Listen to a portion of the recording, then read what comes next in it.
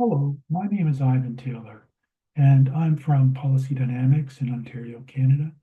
And this is a presentation that I'll be giving on Wednesday, March 19th, to the INCOSE Resilient Systems Working Group.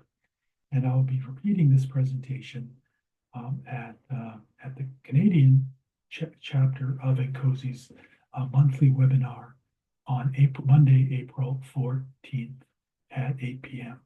So I welcome you to join us at either of those presentations if you want to see this presentation live. However, if you can't make it to the live presentation, I hope you enjoy this recorded version.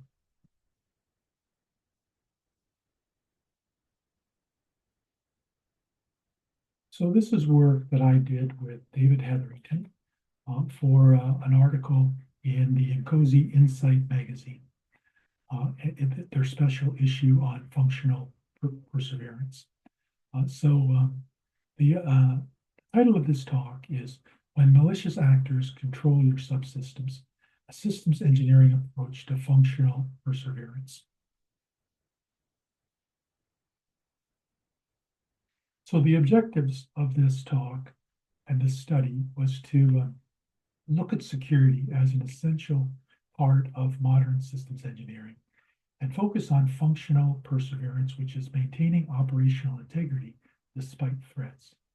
And we used system theoretic process analysis, which David is an expert in, and system dynamics, which I'm an expert in, to enhance security resilience. And we found that the need for functional resilience was that resilience is a core responsibility for systems engineers, and traditional cybersecurity models focus on detection, and the engineering approach ensures built-in security. Functional perseverance means continued operation under attack.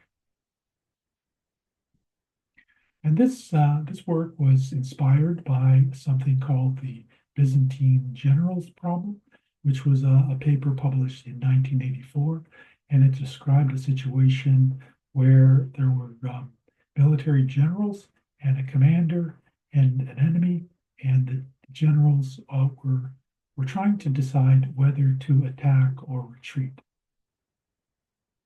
And this was a communication and coordination problem. Each general can make observations of the enemy, and the key is to come to a consensus on whether to attack or retreat. Message delivery between the generals is assumed to be secure, and the threat comes from malicious behavior of corrupt generals, not from the loss or corruption of the messages. The generals can share all information, their observations of the enemy, and their assessment of the situation. So the Byzantine generals problem applied to security, it's a metaphor for achieving consensus in unreliable networks. And it highlights the challenge of maintaining system function despite malicious actors. But we're not interested in actually a network of human generals, but in a system of sensors, actuators, and controllers. So adversarial threats in systems engineering, modern systems are actively targeted, for example, microprocessors in automotive, avionics, and military systems. And malicious actors seek to control over subsystems, not just disruption. And failed operational design ensures degraded but functional operation. So David did a systems theoretic process analysis, STPA, and STPA is a structured methodology for identifying hazards. And he extended STPA to address adversarial resilience. And he introduced distributed consensus and interdependent control structures. So he added some security constraints in STPA, loss prevention, that's to prevent adversaries from gaining control, hazard containment, which defines thresholds for containment measures, and operational integrity to identify and neutralize compromised components. And then I did a system dynamics analysis used for engineering trade-offs.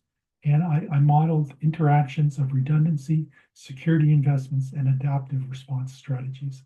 I identified diminishing returns of redundancy and determined tipping points in security failures. So I modeled redundancy and adaptive responses. So redundancy involves resilience, but has cost trade-offs. And backup components need to be diverse and adaptable, and the system must dynamically adjust to threats. So if we assume that our system is a simple flow through of 3 components with no redundancy, the system will be unable to operate if any one is compromised.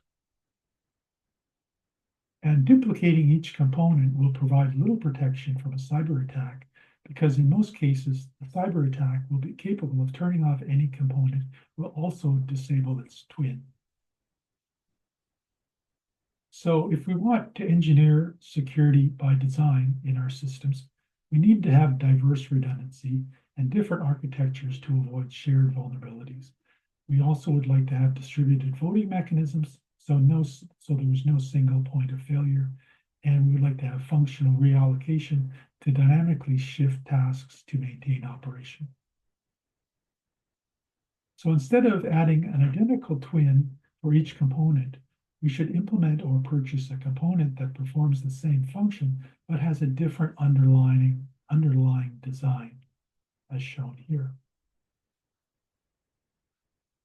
And the way we would get these different designs is possibly through a different programming language, a different operating system, embedded or otherwise, different communication stacks, different physical processors, and different design teams in different organizations. So a better approach is to build a diverse fallback capability, where the fallback capability is less than the primary capability, as shown here. And if we want still more resilience, we could consider even a more stripped down fallback position hosted in an additional node, as shown here. For example, a network is itself an element that could be attacked and corrupted. However, many current automotive semiconductor products include Ethernet and CAN bus ports. So engineering adaptive security mechanisms involves real-time sensor validation, which cross-verifies sensor outputs, and network architecture resilience uses layered communication protocols, and multi-core processor allocation isolates critical functions for continued operation.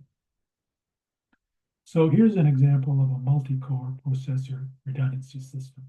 So we can imagine allocating cores so that each system uses the bulk of its cores for its primary function, smaller number of cores as first level fallback, and a single core for a second level fallback.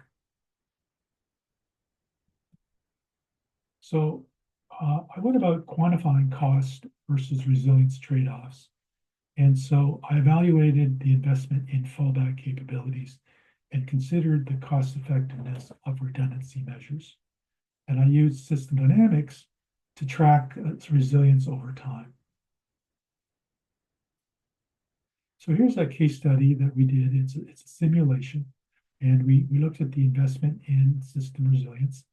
And I did a system dynamics model that simulates the investment in fallback capabilities and compares different budget allocations and finds the optimal investment for redundancy and recovery.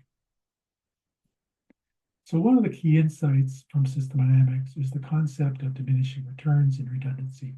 So while more redundant components increases resilience, the benefit eventually plateaus, as shown in this graph. And we chose 3 different budgets for redundant components, $50,000, $100,000, and $150,000 in backup components. So then I did a simulation of a capability and an attack. And so the model modeled the attack on system components and then analyzed the impact of the attack on system resilience, and it found that higher investments in backups improves post-attack capability. And then I looked at recovery dynamics and tipping points, and recovery takes time because there's security assessments and repairs introduce delays. And then there were tipping points where system stability shifts from resilience to failure. So here's the results of my model. It captures the real-world behavior of a system facing malicious attack with different levels of backup systems and redundant systems. So we have an attack followed by a delay and then a partial recovery process. And you can see the three quantities there. So we had a $76,000 system, and then we had $50,000 worth of redundant components, $100,000 worth of redundant components, and $150,000 worth of redundant components. And you can see with the $50,000, we dropped almost to zero capability after the attack. And with $100,000 of redundant components, we drop to 20% capability, and then we recover up to over 85% capability. And then with $150,000 in redundant components, we drop to about 34% capability after the attack and recover to over 90% capability after 500 hours.